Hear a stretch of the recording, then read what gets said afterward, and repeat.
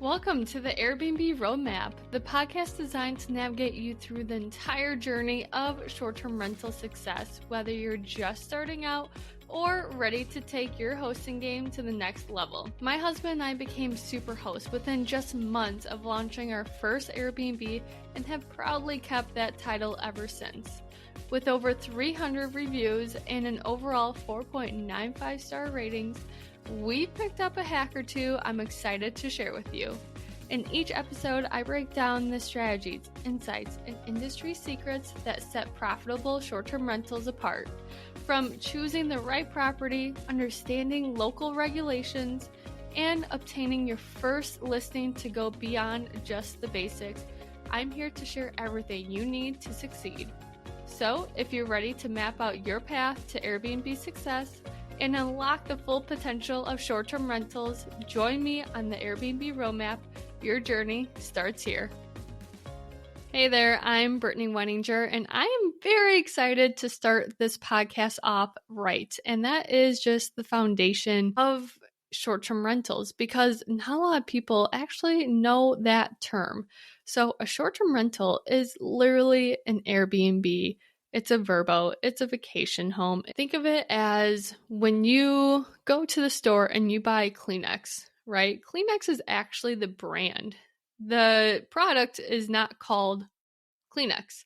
So when you think about Airbnb, Airbnb is the brand. The product is short-term rentals. So a short-term rental is when a guest stays at a property for less than 30 days. If it's more than 30 days, it's technically considered midterm. Now, if it's more than 6 months, then that's a long term, but we'll just kind of get into that at a later episode. But today's just all about the fundamentals and the strategies that you can implement for short-term rentals, and if that's even a good avenue for you to take. My husband and I actually got into the short-term rental industry in a kind of a funky way, to be honest. He was very much into long-term investments. So potentially buying a duplex and renting those out, year by year contract. And he downloaded all of the paperwork, all the leases, all like the informational aspect of it, put it in a binder and gave me this huge presentation. Yes, if that sounds weird that my husband literally gave me a presentation about his big idea, well, that's who we are. We like to have fun, but it's also kind of fun to present, big, crazy ideas to each other. And we usually get our facts first and then present it to each other. So that's kind of how we do stuff. But he gave me this huge presentation about long-term investments and how we're going to become wealthy from it and all this good jazz. And to be honest, I was like, the whole time I was like, oh, this is not sexy. I know that sounds weird that I was thinking that, but like, I just wasn't really wanting to go to my friends and be like, oh yeah, I own a duplex. And like, obviously long-term investments, like those are great investments. But for me, I like talking to people. I like to know why they're staying at our properties. I like to know, how many people are there, what they did around the area. Like, I'm a hospitality type of woman. I worked at a hotel for a couple of years, and I just loved knowing why people were staying at the hotel. Fun fact, like a little side story, I don't really think about negative stuff that much. When, people stay at a hotel, sometimes it's not always positive. Sometimes they're staying at a hotel because like someone passed away. That was a huge learning curve for me because I was like, oh my gosh, like, Britt, you gotta shut it every once in a while, But anyways, so he was presenting to me. I didn't think it was sexy. So I was trying to come up with a different avenue to take that involved us making money and becoming these crazy wealthy people, even though I'll admit, like, we're not there yet, but hopefully eventually we will. So I was doing a lot of research and I was like, gosh, like Airbnb is just so cool. Like if I told someone that I have an Airbnb, like I would be very excited to announce that to the world. Again, like not bashing on long-term investors. Like that is your avenue. If you don't like to talk to people and design and like get all creative and whatnot, this is my avenue. I looked into that more and I was like, wow, like there are so many cool properties on Airbnb and VRBO. How the heck do I even get one of those? Like my husband, I did all of my research and presented it to him. And surprisingly, he was like totally on board. And I was like, all right, cool. Like this is a really fun couples adventure. Like I'm really into it. You're really into it. We can do this together instead of like doing it separately, right? So that's actually how we got into it. And from all of my research, we landed our first property and I just became absolutely obsessed. Like the second we launched it, I was like, wow, how do I get the second one? How do I get the third one? How do I get the fourth one? Literally, I'm an addict towards short-term rentals, which, there could be worse things, right? I'm just going to take this as a W. Now, going on to the different types of short-term rentals, because, there's always different types of everything. You have the entire house as a rental. So you go out, you find a really cute A-frame or a cabin or just a casual house, and you rent the whole house out. There's also private rooms. So if, let's say, you want to rent out your guest bedroom, you can 100% do that. Obviously, you have to be comfortable with living with that guest for a couple days, but people do it. That helps them pay for their mortgage, helps them pay for their rent. And honestly, like if I was traveling and I just want to, spend like $30, $40, $50 a night in just a shared room, that's kind of a great way. And then you can also talk to that host and be like, hey, where's a good restaurant? Obviously, when you go through the process with Airbnb, they vet you. They make sure that, you submit your driver's license and all that good jazz.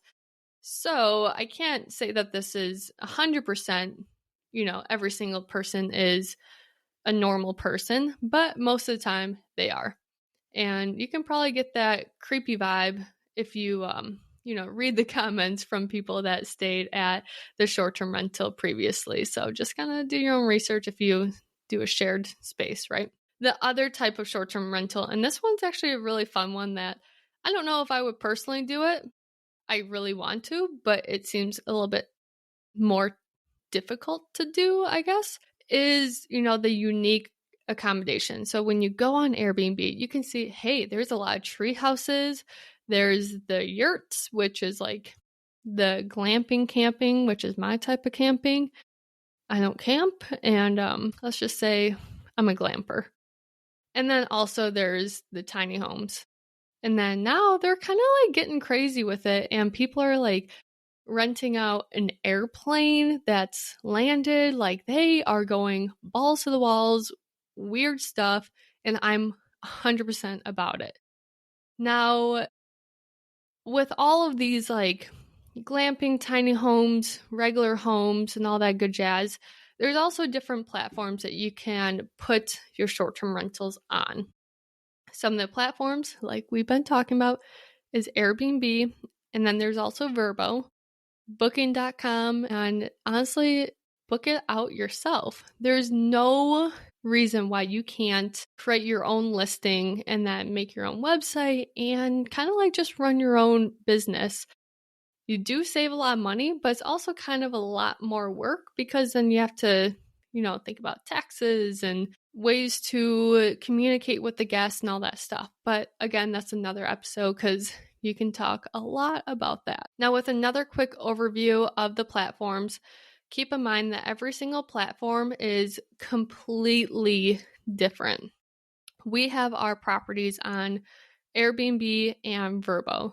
We don't have it on Booking.com, and we actually don't do self-bookings.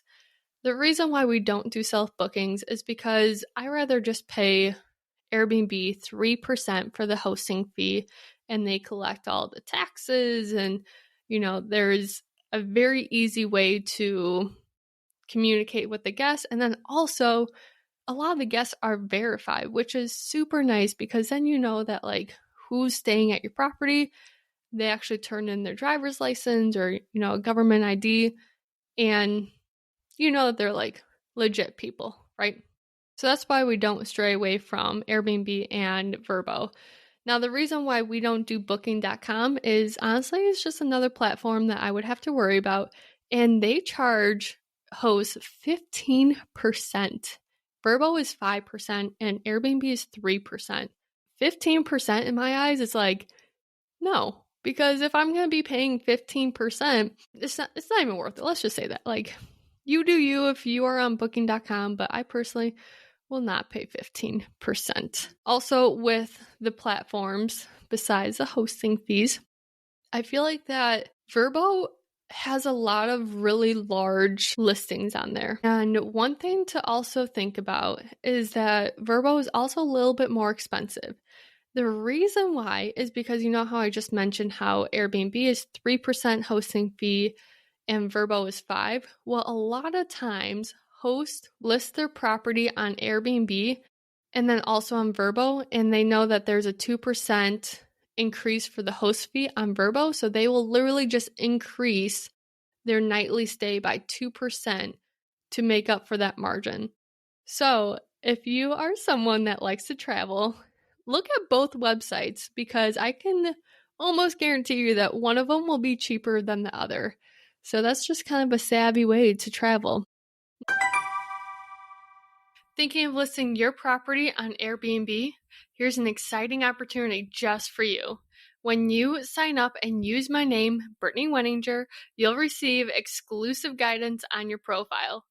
I'll work with you personally to make your listing shine, highlighting what makes your property special, appealing to the guests, and ensuring it stands out from the rest. Plus, you'll receive $48 when you launch and host your first guest in 180 days from signing up with the link in my show notes. It's a unique chance to get an insider perspective and boost your listing's appeal from day one.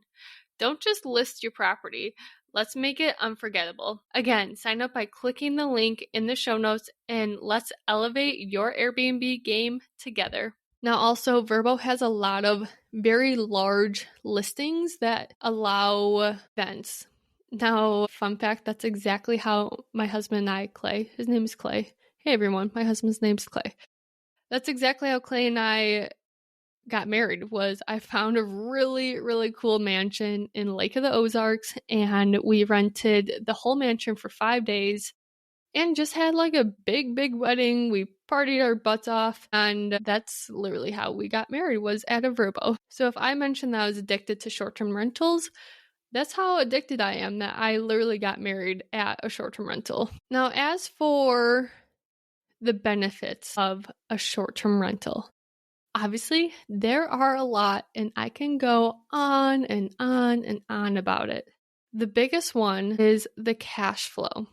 So you will get so much money by having a short-term rental, but the money will fluctuate. Meaning, if you have a property in Wisconsin, then you might be crazy booked out in the summer. In the wintertime, you might not have a single person. Now, obviously, that's not ideal. These are like honestly the extremes, but it's true because people love Wisconsin in the summer. In the wintertime, it's cold, and I don't blame them. Like, I live in Wisconsin, and it's literally snowing out, and I'm really dreading going outside. Like, I should probably move down south, but I'm not. So, the seasonality is a real thing. Now, the other thing is that, again, you will make a lot of money compared to long-term investments. Long-term investments are nice when you want a stable income from your tenants. So you know that that check is going to roll in every single month, or let's hope that the check rolls in every single month. Whereas short-term rentals, you know, you might have 2 guests, you might have 10 guests or 20 guests that month. The other nice thing about short-term rentals, and this is something that a lot of people don't think about, and that is the short-term rental / your property will be maintained better than your actual house, which is kind of funny to think about because you will have a cleaner after every single stay. That means that if you have 10 turnovers per month, your property is literally getting cleaned 10 times per month. I can guarantee you that you are not cleaning your property, your actual like primary residence, 10 times a month, right? So that is a huge perk in my eyes, because that cleaner will also tell you like, hey, there is a little hole in the wall. And then you have to get well, you don't have to, but you should get a handyman out there to fix that hole. As for a long term, you don't really know what's going on in that property unless you do a surprise visit. And obviously, a surprise visit, you need to tell the tenants 24 hours in advance before you walk in. But they can do a lot of damage within a year if, obviously they signed a year lease. And some of those damages could be the carpets totally being destroyed. They could be smoking in your property and you don't even know it. They could be damaging the appliances. Like, there's so many things that can happen. And for short-term rentals, it's nice that you can kind of check up on your property during every single turn if you choose to. Now, the other great benefit about short-term rentals is the designing of it. So my house is not really my style. And it's getting there slowly but surely. Like, we've owned our house for 4 years, and we don't really put up that many photos on the walls because, one, we like to spend our time on our investment properties and not really our primary property, which is kind of funny. But let's just say in my office, there's a gallery wall, and we just did that within like the past year. So it took us a long time to actually like start decorating it. For short-term rentals though, my style is like the really cool mid-century modern, like funky colors. And I was able to do that in one of our properties because, when people book a stay, they don't want to go to just like the typical property. They want the stay to be unique. They want to go into a house that they're like, oh my gosh, I would never do this in my house, but this is so cool looking. So it lets you get so creative and it's so much fun. Another property of ours is a boho theme. I personally would never have that in my property, but it's so cute in this cabin and people love the design. Also, sorry husband, but I love to spend money. So this is a great way to cure my craving to spend money. Because right when you get your property, you're going to have to furnish it, which could get very expensive if you're not careful. And I do have a lot of tips and tricks about that, but it lets me swipe that card, that plastic card, and it feels so good, which is really messed up and I'm so sorry, but it's true. Another great benefit is that this is going to sound so bad, but you get complimented a lot. If you are the person that is talking to the guest and they leave a review, literally most of my reviews are, Brittany was such a great communicator. Brittany helped me find the best restaurant in the area. Brittany did this, Brittany did that.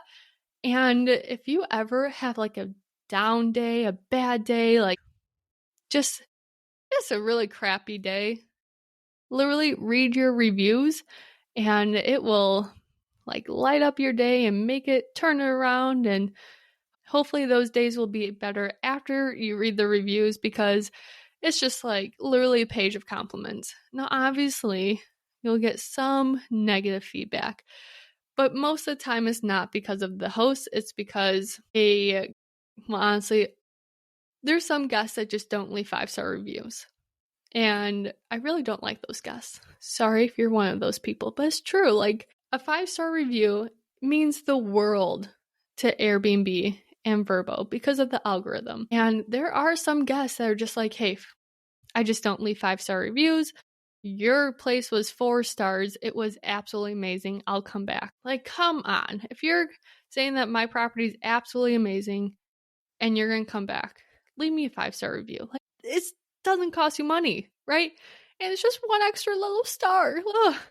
Sorry about that. That was my little tangent. But yeah, if you're having a bad day, read those reviews. And of course, the other huge perk is literally just communicating with people, networking. We've had a photographer. So I'm a full-time realtor in the Madison area. And we had a photographer come to our property, and he just wanted to like play around with videos, lighting, the whole shebang. He made us the most epic video of our cabin. And I'll actually share his company in the show notes, because this video, I was like, gosh, like this was so cool. They were playing glow in the dark frisbee. So like you could see like the lights going through the air. It was awesome. So I was like, okay, like this guy's really good at his job. Our other properties, like I'm probably going to have him do a really cool video to showcase a property. And that was a great networking opportunity. Now, with all the benefits, of course, there's some challenges. The biggest thing is you have to actually talk to these folks, right? If you are looking for something that's completely hands off and you don't like talking to people, short-term rentals might not be your avenue to take. That might be, a long-term rental. The other thing is you'd have to have a team behind you. So you have to have a cleaner, handyman, snowplow guy, lawn maintenance. Like you have to have your strong, small, mighty team. And that does take a lot of management skills. So that's another thing to think about. Also, you have your rules and regulations of the township, and that can get tricky as well, because sometimes the township will switch those rules on you and you're just kind of praying that you are grandfathered in. So the risk factor to a short-term rental is much, much, much higher than a long-term investment. Another challenge is what we already discussed, was the seasonal fluctuation. Obviously, we don't like this. We try to, make it that there's something to do in the winter time, but it happens. Wisconsin, because that's where all of our properties are. Wisconsin is a very summer-like destination. Wintertime, people do come up here for wintertime, but we don't have, mountains like Colorado. We have little hills that, to me, look like a mountain because I try snowboarding. I'm not good. I get down the hill and I don't fall. But like our hills here, they're mountains to me. So I kind of like our mountain-like hills. Another huge challenge is honestly the startup cost. So when you get your short-term rental, you will have to pay for all the furniture. You're going to have to renovate it to make it, a scroll-stopping listing. And that costs a lot of money, right? And also maintenance. So someone might have gotten a little cray-cray with the booze and leave a hole in the wall. You have to fix that right away, or else your next guest is going to be like, dude, like, why is there a big hole in the wall? Like, this was not in the listing. So with pretty much every type of investment, there's going to be pros and cons. It all depends on what is worth it for you. For me, I like the benefits. The challenges aren't really that challenging for me. But like, even my husband doesn't really like to talk to people. So if he was just kind of like a solo partner in this whole venture, he might not like this because you have to be on your phone a lot and you also have to talk to these people. Also, there are property managers that you can hire if you want it to be a little bit more passive. Obviously, that goes into your expenses. If you don't like to talk to people, that might be your avenue to take. But for me, I like talking to people.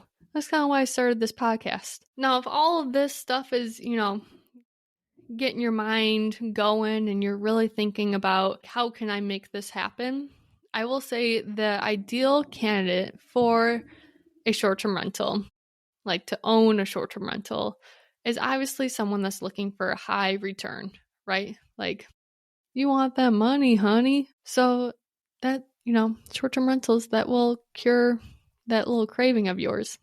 Also, someone that is looking to purchase a cabin just to stay as a vacation for themselves. Just because you have it as a short-term rental doesn't mean that you can't, block off a couple weekends and stay at your gorgeous cabin that you just worked your butt off on it. That's also super nice that, if you're already thinking about owning a cabin, or if you have a cabin, this might be great for you. And then also, the ideal candidate is someone that actually enjoys talking to people, designing stuff, and then also managing other people. Now let's actually get into how to start a short-term rental. So you actually know what a short-term rental is now, or I would hope so, but you don't know how to start one. We will go through this in a lot of episodes because there's so many details to every single step. But here's kind of the overview. First, you want to research the market. Find a market that you like and be like, okay, well, this has a lot of short-term rentals. The revenue looks really good, and it might be a great spot to look into a potential property. Once you research the markets, and again, we'll go through what to look for when you do research a market. But again, this is overview. So you're researching the market, you find one that you like, and now it's time to choose a property. For that, I always say you have to go through the 3 stages. And I'm sorry, I'm going to talk to you like you're my client because I do have a lot of short-term rental clients. The 3 stages is 1, you actually have to like the property because you're purchasing it, might as well use it every once in a while. The second step is, does the rules and regulations actually make sense? Some of the rules and regulations are literally like 5-night minimum. Well, I'm sorry, I usually don't stay at short-term rentals for 5 nights. So that might be a huge downfall. Some rules and regulations are 1-night minimum, which is great. But you have to do that research and see, does these rules and regulations make sense for me? Now, the other stage that the property has to kind of go through is, does the numbers make sense? So if it's a $500,000 cabin and you see that people are only getting about $100 a night, the numbers probably don't make sense. So we'll go through the number portion. And I'm actually going to have my husband Clay be on that podcast episode because he's the numbers guy and I'm the talker and the designer. So he'll go through like the ROI and what to look for and all that good jazz, which is going to be a little funny because he isn't a huge talker and I already brought this up to him and he was like, oh boy. So sorry, Clay, but you're doing it. Now, if the property goes through all of those stages, the numbers make sense, the rules and regulations make sense, and then, of course, you like the property, then that's your property. You actually have to put an offer on it and win that offer. But that's you should go check out that property right now and go put an offer on it. The next step of getting started with a short-term rental is, once you have the property, you have to furnish it, you have to decorate it, you have to renovate it, and do all that good jazz. That might take up to 3 months, 6 months. It all depends on, 1, how fast you work, and 2, how big the project is.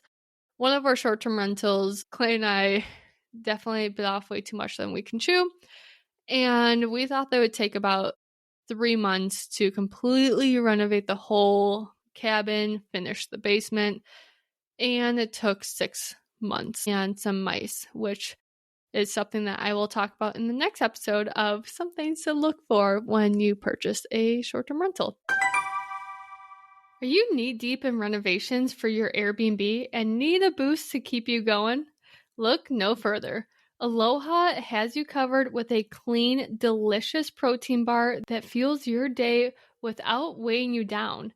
My husband and I are huge fans. Aloha protein bars are our daily go-to, especially when we're busy with projects. Unlike those protein bars that are literally just like candy bars that leave you feeling sluggish, Aloha plant-based protein bars are made from simple organic ingredients you can trust. Each bar tastes incredible and keeps us energized and ready to tackle whatever the day throws at us, renovations included. And guess what? You can get 20% off your first purchase with the code the Airbnb Roadmap. That's 20% off feeling great and eating clean with Aloha protein bars. Head over to aloha.com and use the code the Airbnb Roadmap today. These links are also in the show notes, so make sure to click on that and get your protein bars. Now, once you design it, furnish it, and all that good jazz, then you have to go through the rules, or I guess the application that the township put on your property.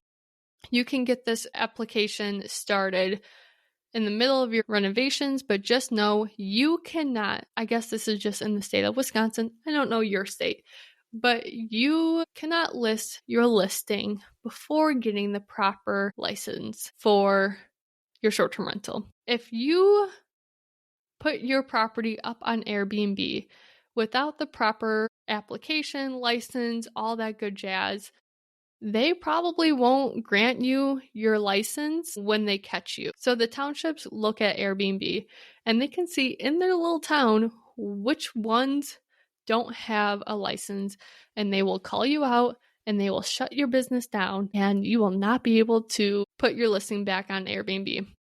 So, very important, if you get anything from this whole podcast, that is get your license, because they will be coming for you. And that is terrifying. So, no thank you. Anyways, once you get your license, then you can list your property. Now, there's a lot of steps to listing your property, and you can do a very poor job.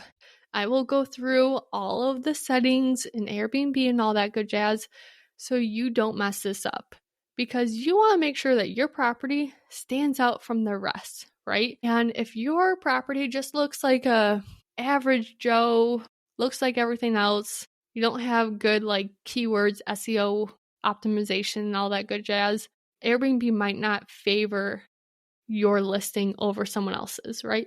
So this is very important to stick with me, listen to these podcast episodes, and do it the right way the first time. Now, the fifth step, I think we're on number 5. I could be wrong, but who knows? The last step, let's just say that the last step is managing the property. So once you have your listing up on Airbnb, you also have to, get accounts for your cleaner, anything that involves a third-party person. So like we go through another software program for our cleaner. We have another software program for our pricing and all that good jazz. So once you list your property, you have to actually set up the management section of the property. And let me tell you, right when you get your very first booking, you will freak out. I remember driving down a country road and my phone made a really weird notification noise. Like I've never heard that noise before.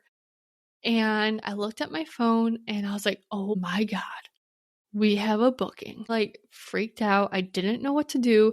I automate all of my messages. Software program that we go through, it was doing its job, it was sending the messages.